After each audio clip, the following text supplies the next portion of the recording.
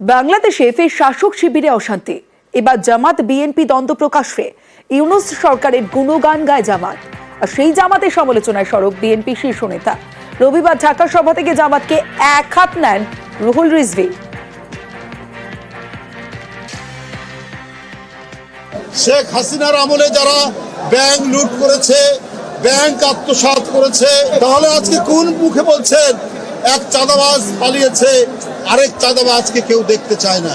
কলঙ্ক করার চেষ্টা করেন বিএনপির নামে। খুব নীরবে নিভৃতে সবকিছু অপকর্মের সাথে আপনারা জড়িত।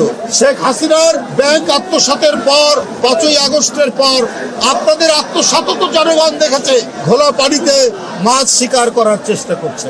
আপনারা 71-এর বিরোধিতা করেছেন। 71-এর গৌরব, 90-এর গৌরব, এই গৌরব বিএনপি। সেদিনও আপনারা শেখ হাসিনার সাথে আঘাত করে সেদিন যাননি এরশাদের কুলাঙ্গারের নির্বাচনে, কিন্তু বিএনপি সেই নির্বাচনে যায়নি।